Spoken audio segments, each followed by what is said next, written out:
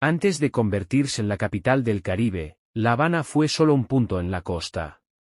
Un lugar silencioso, ignorado, pero esperando el momento de cambiar la historia.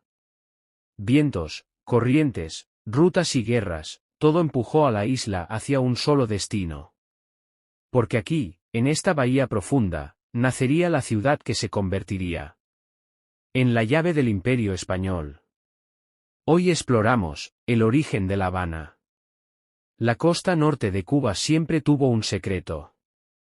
Un punto donde los vientos del Atlántico se mezclan con las aguas tranquilas del Caribe. Mucho antes de existir una ciudad, los navegantes ya sabían que este sitio era diferente.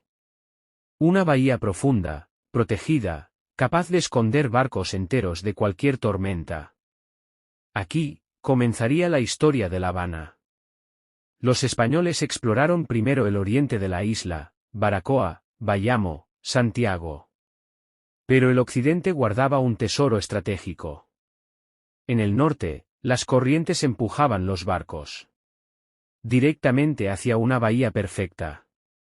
El acceso era estrecho, pero el interior era amplio, seguro, imposible de ver desde mar abierto. Para un imperio que controlaba el Atlántico, este era el puerto ideal. En 1514, Diego Velázquez ordenó fundar La Habana por primera vez. Pero esa ciudad inicial no estaba en la bahía actual. Se estableció tierra adentro, cerca de un pequeño río en la región de Guanabacoa. Aunque había un curso de agua, el caudal era débil, insuficiente para abastecer a la población. Y demasiado bajo para que los barcos pudieran llegar. Además, el terreno era pantanoso, los recursos limitados. Y los ataques de grupos locales eran constantes.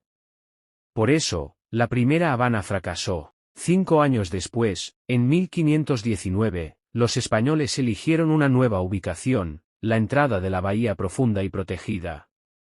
Y allí nació la verdadera Habana que conocemos hoy. El Caribe del siglo XVI era un campo de batalla. Piratas franceses, ingleses y holandeses acechaban las costas españolas. La Habana, joven y vulnerable, fue atacada varias veces. Barcos incendiados, almacenes saqueados, y un miedo constante a perderlo todo. Era claro, si La Habana quería sobrevivir, debía convertirse en una fortaleza. A partir de 1540, La Habana tomó un nuevo papel. Los barcos cargados de oro y plata de América se reunían aquí antes de cruzar el Atlántico. Era una parada obligatoria, reparaciones, agua, comida, y protección militar. Lo que había sido una costa silenciosa. Ahora era el corazón del comercio español. Con más barcos llegaron más soldados, artesanos y comerciantes. Las calles crecieron, las casas se multiplicaron, y los primeros edificios importantes aparecieron. La corona española otorgó a La Habana el título de ciudad, y luego, llave del Nuevo Mundo. La bahía que una vez fue refugio de tormentas, ahora era el punto más estratégico del Caribe. La Habana no nació grande.